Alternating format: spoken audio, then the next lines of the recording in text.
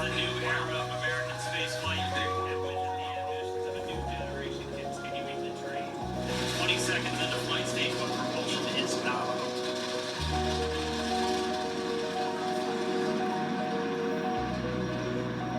T plus 30 seconds into this historic mission. Flying crew on board Dragon and Falcon 9, and look at them go! Falcon power to nominal. And 1D throttle down. We're throttling down to get ready for the period of maximum dynamic pressure. We're in the throttle bucket. Reports say all systems are go. Vehicle is supersonic. We've exceeded Mach 1 on the Falcon 9. And 1D throttle up. We're throttling back up to full power as we're through max Q. Copy, 1 Bravo. And we heard that 1 Bravo call out. That's just the second abort zone that they're in. They'll continue to be on this until the first stage has done its job. They switch over to the second. At this point, Bob and Doug pulling about 2.3 Gs, 2.3 times the Earth's gravity. Already moving at over 1,500 miles per hour. We've heard the call out. 17,000 miles per hour. Listen, this has been a spectacular liftoff so far. It really harkens back to the Apollo days with the thunder and the roar and the buildings here at the Kennedy Space Center rumbling. Watch that countdown clock at 2 minutes and 38 seconds. MECO, main engine cutoff. That's going to be a critical moment as we listen into SpaceX. Astronauts into orbit. Coming up in about 20 seconds. And 1D throttle down.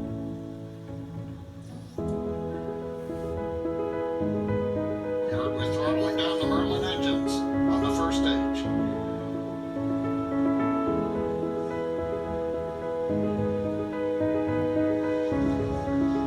And we have MECO.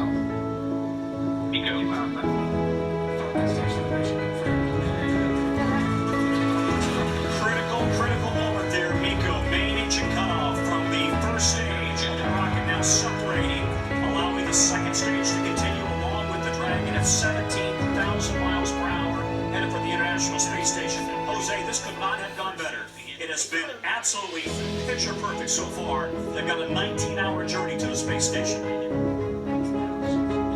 Unbelievable is the word that comes to mind, Tom Costello. Thank you very much. Joining us from Houston astronaut Michael Fake. Michael, it seems like we've seen some of these images. That's mental, isn't it? I don't.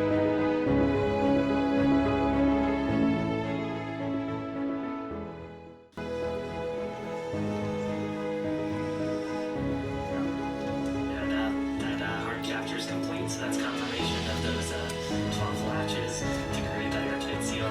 Now that's complete, the umbilicals from the station side will interface with the Dragon vehicle umbilicals that'll provide power and communications through space station directly to Dragon.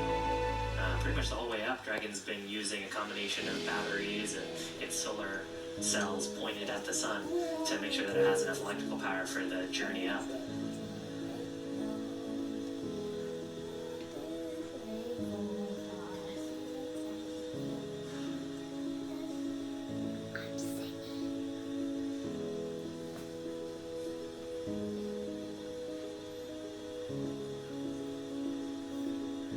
And we're just standing by now for that umbilical to get mated, and that's gonna, again, as Shiv was just saying, start the power and data transfer between Dragon and the space station. They've been transmitting data through RF radio frequency on the way uphill, and during the final approach, this will give a hard-made, basically a wired LAN connection between the Dragon spacecraft and the International Space Station itself, and then also being able to draw power from the station systems using those great big solar arrays that are used to generate all of the electricity for systems on board the station.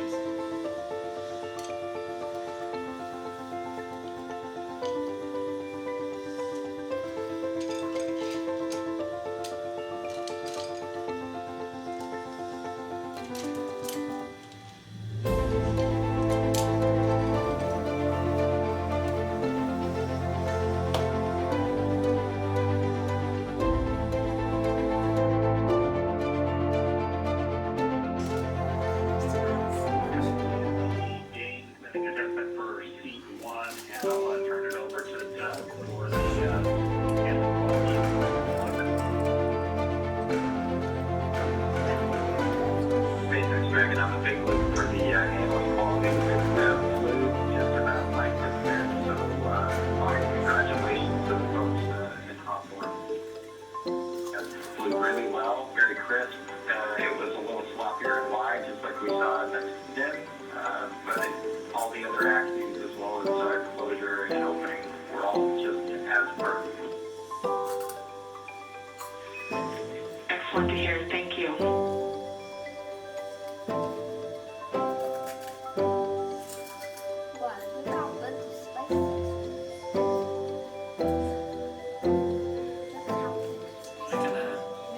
Gives you an indication of sort of how the design process works. You know, Papa Doug has lots of opportunities to test this out and submit and give their feedback. Pretty cool to hear that their sim experience was very similar to what they saw actually on orbit. Just, I think you said 170 meters away from station right now. Yeah, we're just at 176, and I imagine as a spacecraft designer, that's exactly what you want to hear, is the way that I train you in it up here on the ground, is exactly how it performs once you're there for the real thing. So, the second manual piloting test in the books, Father Doug putting Dragon through its paces. Now we're time to put it all to where we can get to our endpoint. We're ready to get Dragon docked to the International Space Station. The ground will be resuming approach shortly. We do plan to hold briefly at waypoint 2, so reminder that crew visors down are not required until the ground is preparing to commence the final approach. Thanks, Dragon. The captain's on hold at waypoint 2 for a while, and we'll get our visors back when you come in. Copy. At station, it's Houston on the big loop. As you've heard, Endeavour is resuming its approach to waypoint 2. Chris, you can monitor now for step 2. That's step 2 and 1.104 Crew Dragon approach and retreat monitor. Step 2 work.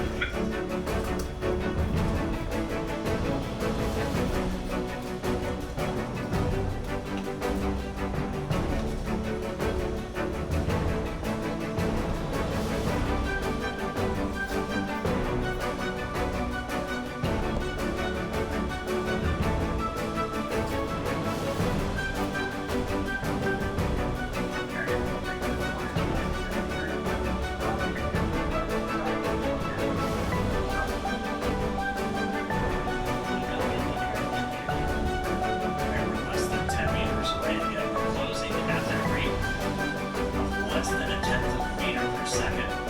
Should be just about 1 minute 45 seconds away from docking. There's a centerline camera right in that middle, so that you can see where the forward hatch is, and right in the middle of that there's a window and there's a centerline camera that is aligned with the center of the vehicle and the center of the docking mechanism.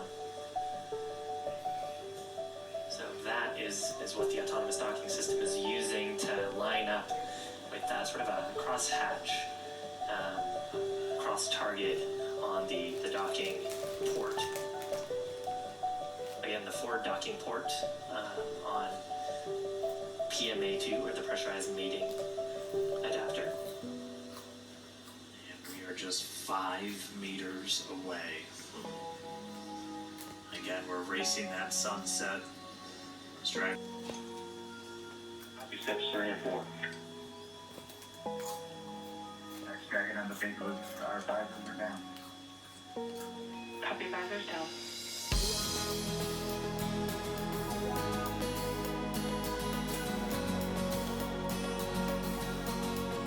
Crew confirming their visors down. We should see the final approach resume.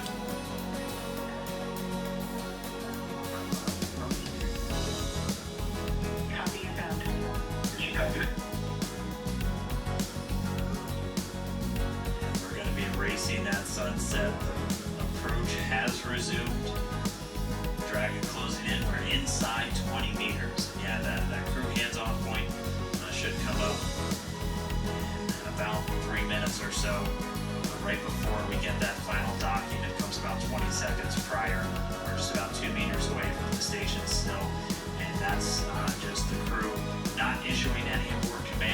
that point, it would be too late, and so any aborts would be executed automatically by Dragon itself.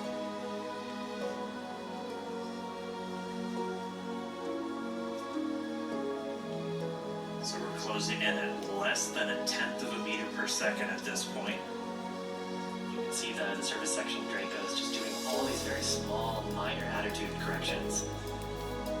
Really, the autonomous docking system at work, making sure that the vestibule and the self-capture system is lined up with IDA2. It's the International Docking Adapter.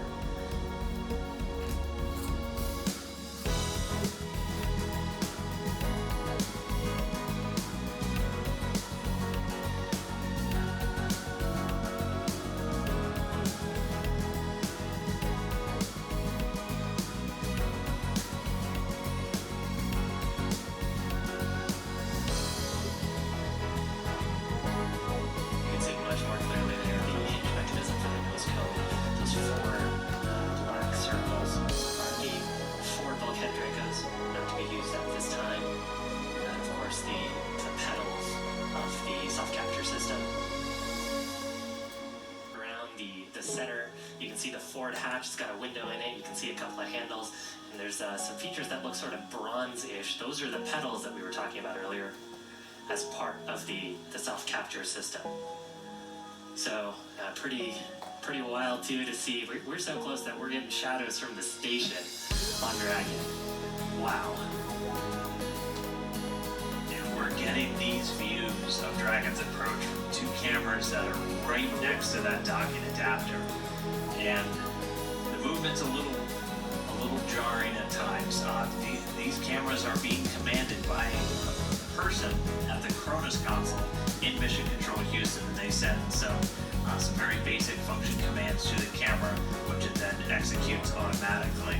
And so they're continuing to follow Dragon in, so we do thank them for their diligence to give us these views of this historic moment, as we are just less than 30 meters away from docking. Right above the NASA meatball logo, you can see three of the service section Draco thrusters. That's right, 12 in all, so 4 of those clusters spread around the vehicle, used for a lot of the attitude control and any small translational maneuvers like we just watched Bob and Doug execute with their second manual flight test. And actually oriented in a way too where if you were to lose some of those thrusters, you still have redundancy and control on those axes. That's part of the reason why they're sort of at the angles that they are.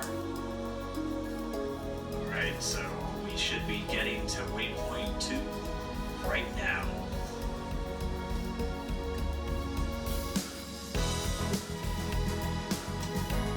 So it looks like we do have that hold.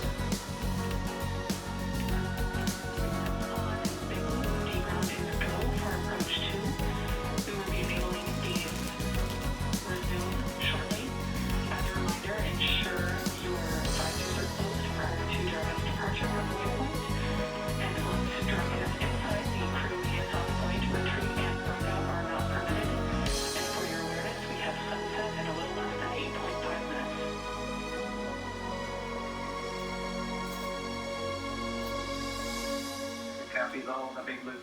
Go for docking.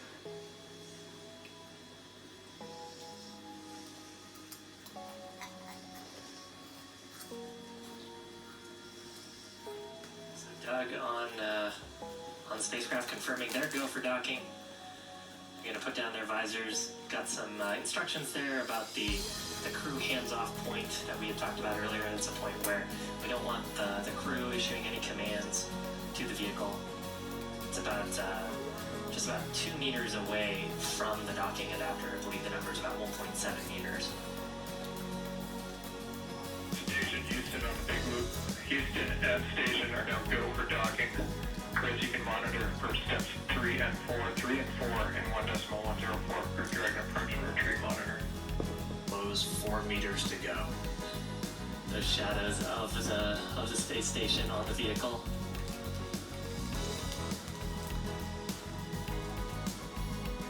Yeah, you can actually actually see the centerline camera pretty clearly there, sort of with the contrast of the sun right now. 3 meters to go.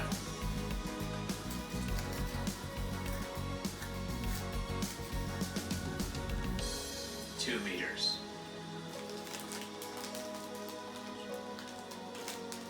We're inside the hands-off point, the chop, the crew hands-off point. 1 meter to go.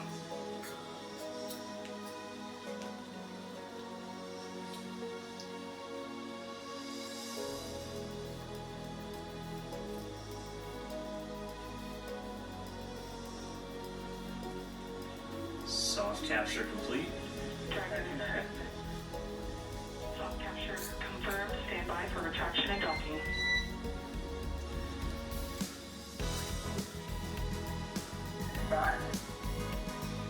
And we just heard it, soft capture. We have docking, that coming at 7:16 a.m. Pacific time, with the station and Dragon flying 262 statute miles right over the... All valves appear closed visually now, and configuration complete. Excellent air. Houston copies. And about Endeavour, welcome to the International Space Station. Please come aboard.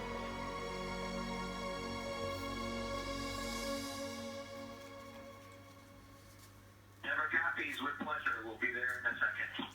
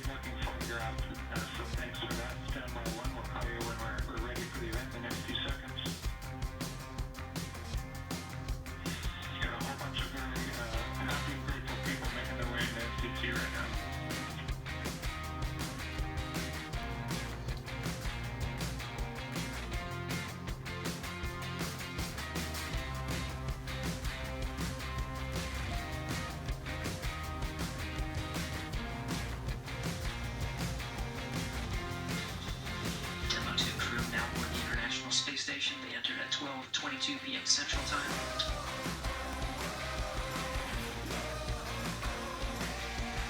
The station at the time was 262 statute miles over Turkmenistan.